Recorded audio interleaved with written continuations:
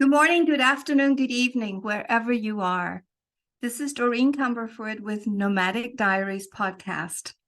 I'm recording a special series in the month of November for a challenge called NaPodMoMo, and it's the National Podcasting Month when new podcasters and experienced podcasters get together and create a body of work to be shared into this community. I would like to read today from a book by a colleague of mine. Her name is, my friend and colleague is Tanya Crossman, and she wrote the book Misunderstood, The Impact of Growing Up Overseas on the 21st Century.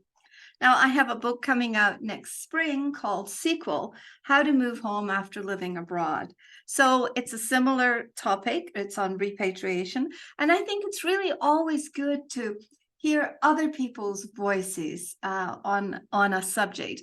We all have a unique and different idea and different voice. And I just wanted to share a few things that she said. She said, repatriation means returning to one's passport country after living in another country. For third culture kids, this experience is neither going home nor just another move. There can be a significant shift in identity. Some go from feeling local but thought of as foreign to feeling foreign but thought of as a local. This is an experience that Norma McCaig and David Pollock describe as being a hidden immigrant. Repatriation can be difficult for all expatriates, not just TCKs. The longer a person lives outside their passport country, the more time it takes to feel comfortable again upon return. This may seem discouraging, but while there is also a comfort, it is normal to feel out of place for a while after returning. I would just like to address this for a little bit. I have had quite a bit of experience of repatriating. I repatriated once in the 70s back to the UK from an assignment I was on with the British Embassy in Cameroon, West Africa. And then many years later, decades later, I repatriated back to America, which I had selected as my chosen home. And I had left for about 20 years and returned. And it was a lesson and quite a journey for which I had taken the time to prepare myself. And yet, even though I was prepared, I felt like it was tumultuous, difficult, challenging. And I really missed my life overseas. So that experience of it feeling like you're foreign, but thought of as local, I think also is magnified by the fact that I was not a local in America. America was my destination or my immigration country. And while I had lived there for the 1980s until 1993, I only had 13 years of installing the US cultural system in my brain. I still felt like it was home because that's where we went every year. When we lived in Saudi Arabia for 15 years, we would go, quote unquote, home to the US. But there was just a lot of fractious noise inside my head in terms of the intercultural dissonance that I was feeling trying to create home in a place that really wasn't my original and natural culture. So at that point, I started to do things like I started to divide up the process as to which was my heart home, which is the home that I really install and feel in my heart is the country and the process of being that I want to come from. What was my locational home for the largest period of my life? And that was Saudi Arabia. So my heart home is Scotland. My longest geolocational experience is Saudi, and my current home is Mexico.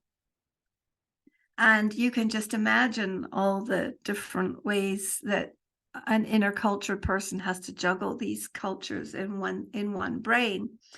But I have found ways, and that's what of coping with this, and that's what I'm going to be speaking about in the next book, which is called Sequel: How to Move Home from Overseas with Ease and Grace.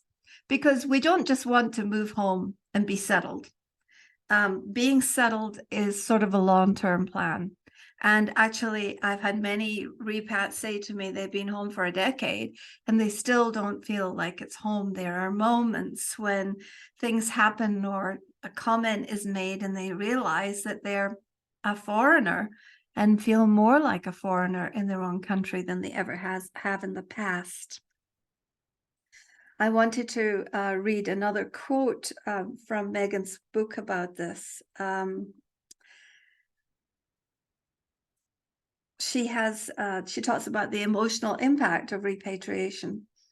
Everybody that she talked about, every TCK, that's a third culture kid, which is a child that is raised in a culture other than their parents' natural culture. But they all talked about it with very strong emotions, and in a lot of cases in tears. 50% of TCKs surveyed said that repatriation was quite a painful experience. There were so many differences between certain subgroups, and they all mentioned that it was quite lonely. It can be a time of great loneliness when you feel like no one understands what they're going through. So I believe that this is highly accented for kids who have been grown up, who have been raised in another culture. So I feel like it's important to pay attention to evaluate the level of support that is necessary and to consider a way forward or the support system that you're going to build around yourself, around your child. If you have a child, if you are single, then it is important that you have a team and that you build that team, if possible, before you leave the country that you are currently living in to move back and to repatriate. So I would just like to say, in closing, this is just a snippet about repatriation. I'm going to start organizing the content. This is just a sample I'm throwing out there for the National Podcasting Month.